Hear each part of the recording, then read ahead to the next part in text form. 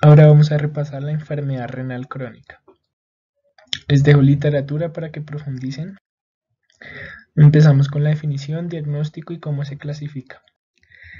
La enfermedad renal crónica es todo paciente que presente anormalidades estructurales o funcionales o ambas por mayor o igual a 3 meses y que implica complicaciones para la salud de los pacientes, sea que presenten alteración en la función renal con una disminución de la tasa de filtración glomerular por debajo de 60 cc minuto por 3 meses, que presenten albuminuria por encima de 30 miligramos en 24 horas con una relación albuminuria-creatinuria por encima de 30 miligramos por gramo, anormalidades en el sedimento urinario, anormalidades electrolíticas u otras anormalidades por desórdenes tubulares, anormalidades en la histología renal, anormalidades estructurales por imagenología o por ejemplo un paciente con trasplante renal. Todos estos casos que se presenten por más de 3 meses es un paciente con enfermedad renal crónica. Recuerden las definiciones de enfermedad renal crónica, enfermedad renal aguda y lesión renal aguda que dimos en las diapositivas de lesión renal aguda. Recuerden que la tasa de filtración glomerular es el mejor índice para evaluar la función renal. En un adulto no joven normal, la tasa de filtración normal es aproximadamente de 125 cc minuto por 1.73 metros al cuadrado. Recuerden que disminuye entre 1 a 2 cc por cada año después de los 60 años. Y las categorías para clasificar la tasa de filtración glomerular es G1 a G5. G1 es un paciente con una tasa de filtración normal mayor o igual a 90 cc por minuto.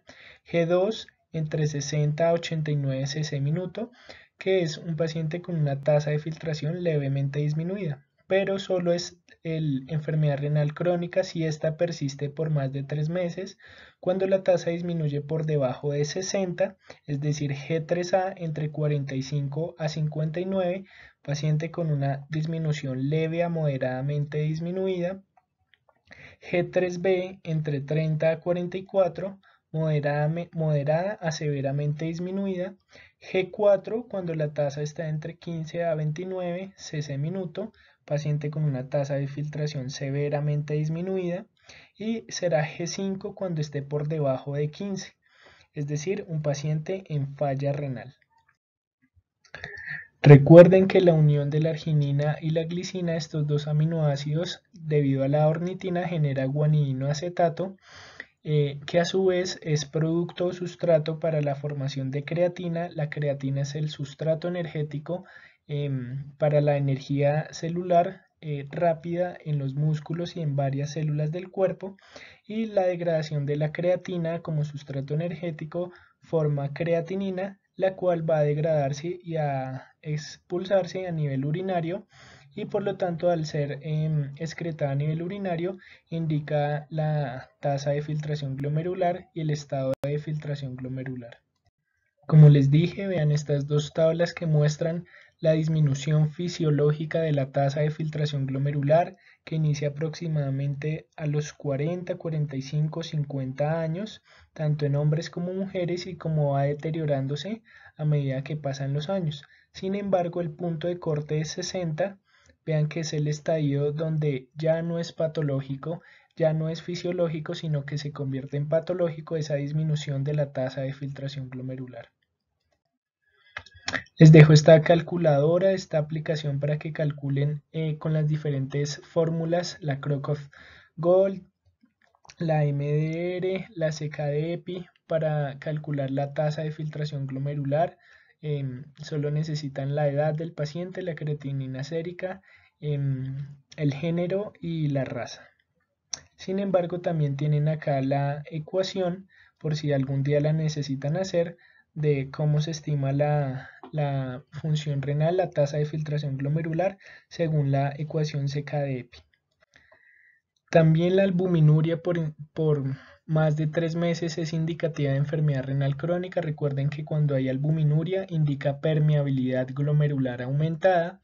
La albuminuria normal en un adulto joven es por lo general menor a 10 miligramos en 24 horas, y es patológica cuando excede los 30 miligramos en 24 horas, que equivale a una tasa o una relación albuminuria-creatinuria por encima de 30 miligramos por gramo o 3 miligramos por milimol. Y las categorías para clasificar la severidad de la albuminuria es A1, A2 y A3.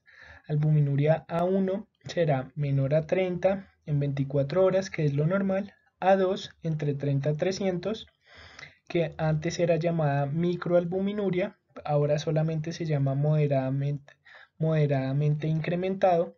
Y A3, en este caso es A3, albuminuria por encima de 300, lo que antes se llamaba macroalbuminuria, ahora solamente se llama albuminuria severamente incrementado.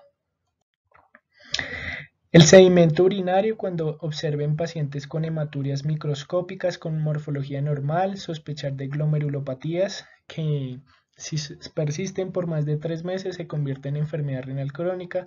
Si hay cilindros hemáticos, sospechen glomerulonefritis proliferativas, cilindros leucocitarios, pielonefritis o nefritis intersticial, cilindros grasos, sospechen enfermedad con proteinuria, cilindros granulares y células epiteliales tubulares, sospechen enfermedades o alteraciones en el parénquima. En cuanto a los desórdenes de los túbulos renales, puede ser por acidosis tubular renal, diabetes insípida nefrogénica, el síndrome de Fanconi, la proteinuria no albúmina, es decir, proteinuria por alfa-1 microglobulina, las cadenas livianas y pesadas monoclonales, como por ejemplo las proteínas de Bent-Jones, la cistinuria y la pérdida renal de potasio o magnesio.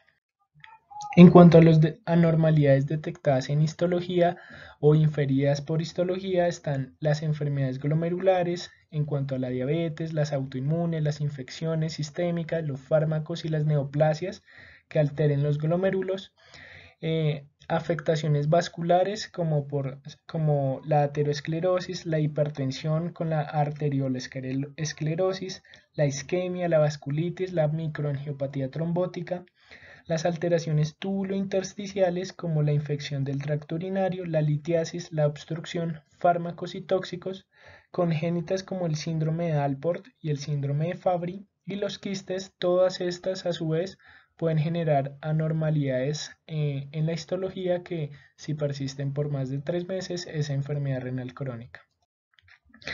Anormalidades estructurales en la imagenología: un riñón poliquístico, una displasia renal, una hidronefrosis por obstrucción, cuando hay cicatrización cortical por infartos, por pielonefritis, por reflujo vesicoureteral, cuando hay masas renales o riñones alargados por enfermedad infiltrativa o cuando hay estenosis de la arteria renal. Entonces, de nuevo, recuerden clasificar la enfermedad renal crónica, sea cual sea la causa de la enfermedad renal crónica. Primero, identificando la causa. Segundo, evaluando la categoría de disminución de tasa de filtración glomerular, si está en G3A, G3B, G4 o G5, falla renal. Y evaluando y clasificando el grado de albuminuria, si es A1, A2 o A3. Clasificando así a su vez el grado de disminución de la tasa de filtración glomerular y el grado de albuminuria, nos va a ayudar a identificar el pronóstico del paciente. Vean que ubicando el grado de tasa de filtración glomerular y la albuminuria indica al paciente en uno de estos cuadros. Si el paciente se encuentra en el cuadro verde, será un paciente de bajo riesgo; se encuentra en el amarillo, de riesgo moderado; naranja, riesgo alto; y rojo será un paciente de muy alto riesgo. Esta es la frecuencia de monitoreo de la función renal, es decir, al año cuántas veces se debe monitorizar la función renal, creatinina sérica en estos pacientes. Vean que según el grado de tasa de filtración glomerular y la albuminuria, vean como por ejemplo, digamos en este caso es 2 veces al año, en este paciente será 3 veces al año, en este paciente será 4 veces al año. por lo que es muy útil que ustedes tengan estas tablitas en su consultorio o con ustedes para que sepan cuándo se debe monitorizar, cuántas veces al año se deben monitorizar estos pacientes. Como se muestra en la gráfica, los pacientes con enfermedad renal crónica tienen un estado de lesión glomerular y lesión tubular con hiperfiltración, con fibrosis de los glomérulos, con fibrosis de los túbulos e hipertrofia de las nefronas, que va a progresar a su vez la disminución en la tasa de filtración glomerular y el deterioro de la función renal. De igual manera, vean cómo se observa en la gráfica que hay una capilaridad peritubular, hay un depósito de fibrosis, de fibroblastos, con la consecuente proteinuria debido a esa fibrosis en los túbulos de las nefronas en pacientes con enfermedad renal crónica avanzada, que genera proteinuria, aumento de la filtración glomerular, estrés oxidativo tubular, activación de citoquinas proinflamatorias, inflamación intersticial, con la consecuente hipertrofia compensatoria de los túbulos en las nefronas. En cuanto a la epidemiología, la enfermedad renal crónica aproximadamente afecta al 10% de la población mundial. La progresión implica alta morbimortalidad tanto cardiovascular como renal. Los únicos fármacos modificadores de la enfermedad eran los IECAS y los ARA2. Sin embargo, debido a la evidencia que ha salido recientemente, se ha encontrado que hay desenlaces favorables con el uso de inhibidores de los canales SGLT2 con los estudios respectivos mencionados.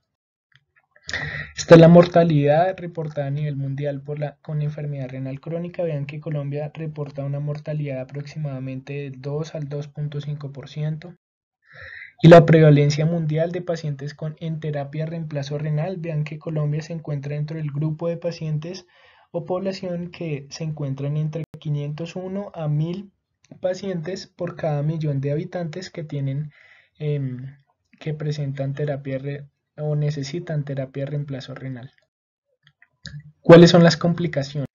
¿Cuál es la importancia de esta patología? Vean que a medida que disminuye la tasa de filtración glomerular, en estos pacientes aumenta tanto la mortalidad por todas las causas, la mortalidad cardiovascular en estos pacientes. ¿Cuáles son las complicaciones de la enfermedad renal crónica? Todos los pacientes están susceptibles a presentar anemia, a presentar hipertensión arterial, deficiencia de vitamina D, enfermedad mineral ósea, acidosis, hiperfosfatemia, alteraciones electrolíticas, hipoalbuminemia, hiperparatiroidismo, deficiencia de hierro, enfermedad cardiovascular y sobrecarga hídrica. Así como estas complicaciones que observan acá, que incluyen también la hipoalbuminemia y el hiperparatiroidismo. Estos son los signos y síntomas que puede presentar un paciente con enfermedad renal crónica, que sean debidos a las complicaciones que ya mencioné en la diapositiva anterior o complicaciones asociadas a la disminución de la tasa de filtración glomerular. Les dejo la tablita y la gráfica para que observen una por una y sepan qué buscar en los pacientes.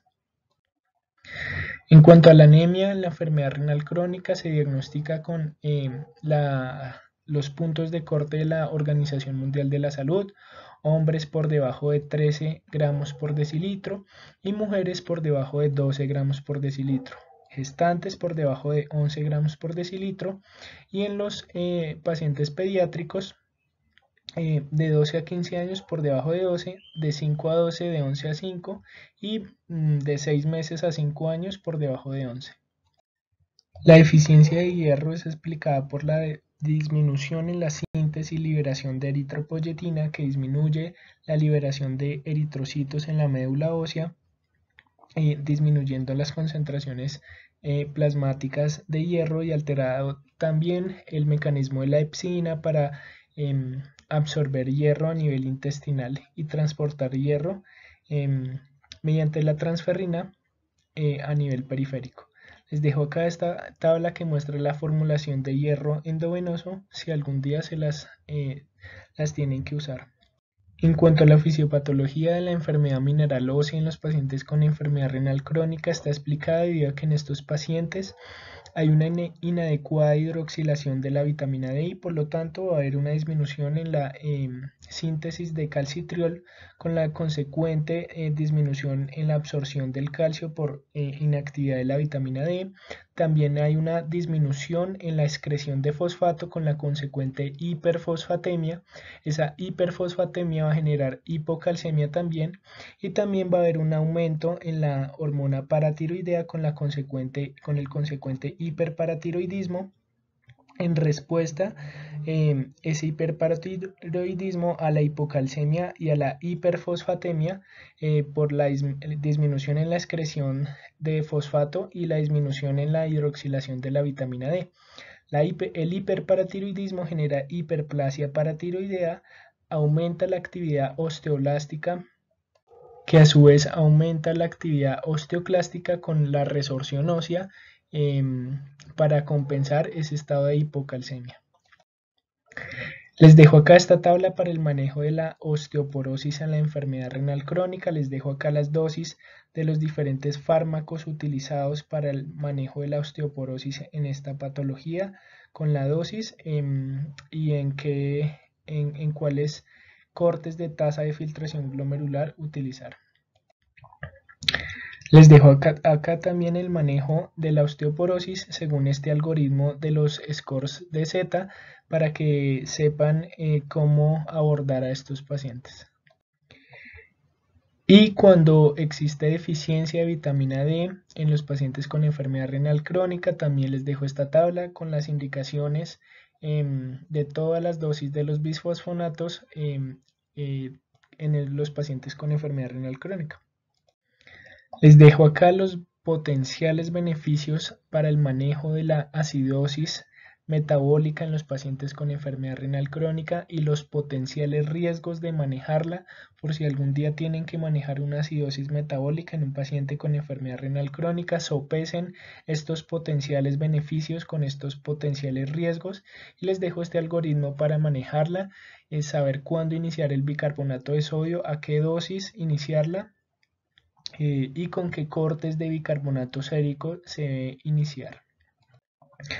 Recuerden que los efectos renales de los antiinflamatorios no esteroideos al inhibir la COX-1 y COX-2 va a disminuir la síntesis de prostaglandinas que con la consecuente generación de retención de sodio, edema periférico, exacerbar la hipertensión arterial y la falla cardíaca en los pacientes, genera hipercalemia, acidosis tubular renal tipo 4, hiponatremia y lesión renal aguda.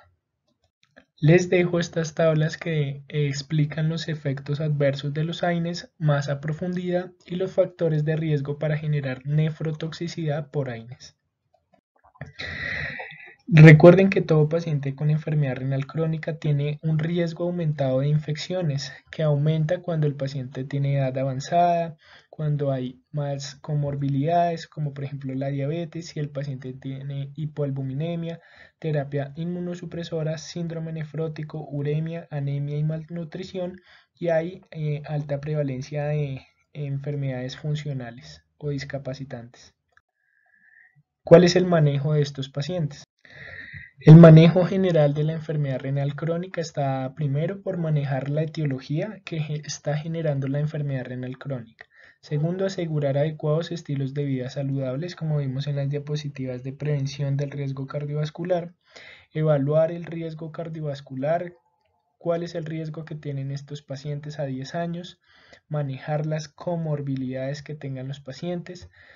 Quinto, controlar la presión arterial, controlar todo el estado metabólico de los pacientes, bloquear el eje renina-angiotensina-aldosterona, manejar todas las complicaciones que se generen, ajustar la ingesta de proteínas y ajustar la dosis de todos los fármacos que se utilizan en estos pacientes. Vean que esta gráfica nos muestra que el inicio del manejo de la enfermedad renal crónica en el tiempo impacta en la necesidad a futuro de necesitar terapia de reemplazo renal. Vean cómo, por ejemplo, los pacientes que no recibieron terapia inicial, el esquema de la barrita roja, más tempranamente necesitan terapia de reemplazo renal. Pero vean como, por ejemplo, los pacientes que se les inició terapia o manejo en la enfermedad renal crónica en estadios G1, G2, no necesitaron terapia de reemplazo renal. Aquellos pacientes G2, G3, G2A3 se demoraron más en necesitar terapia de reemplazo renal. Siempre recomiende la cesación tabáquica, una adecuada nutrición, ejercicio, el control glicémico, el adecuado control de la presión arterial, el adecuado manejo de los lípidos, el bloqueo del sistema renina-angiotensina, los inhibidores SGLT2 y terapias antiagregantes solamente cuando estén indicadas por las comorbilidades. En cuanto al control de la presión arterial, tenga en cuenta que pacientes con albuminuria estadio A1, la meta es por debajo de 140/90, A2 y A3 la meta será por debajo de 130/80. En estos casos se debe iniciar IECA o ARA2 si hay contraindicación para el IECA o no tolerancia en todos los pacientes que sean diabéticos y tengan albuminuria A2 o A3 sean diabéticos o no diabéticos. Les dejo esta tabla que resume cómo manejar el control de los IECAs y los ARA2 en pacientes con enfermedad renal crónica, qué hacer si presentan hipercalemia, qué hacer si hay un aumento en la creatinina sérica mayor o igual al 30%. En cuanto a la ingesta de proteínas, la indicación es que pacientes G4 y G5 tengan una ingesta hasta un tope de 0.8 gramos kilo día de proteínas y limitar hasta 1.3 gramos kilo día si hay alto riesgo de progresión de la enfermedad renal crónica. Control glicémico de los pacientes, una meta de hemoglobina glicosilada por debajo de 7% según las guías ADA y la ingesta de sodio por debajo de 2 gramos al día de sal y por debajo de 5 gramos al día de cloruro de sodio, que es equivalente a los 2 gramos de sal.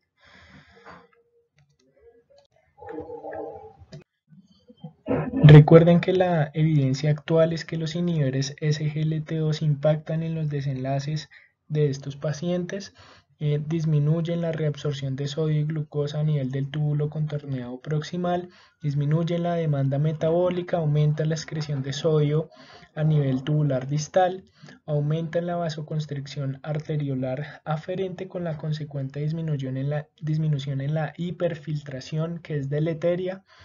Generan todos estos mecanismos protectivos, aumenta la vasoconstricción arteriolar aferente, como ya dije, y aumenta la liberación de eritropoyetina, que disminuye la inflamación, genera neuroprotección, aumenta la circulación de células progenitoras, aumenta la eritropoyesis, aumenta la utilización de hierro, aumenta la descarga de oxígeno a nivel de los cardiomiocitos, y también genera beneficios cardiovasculares.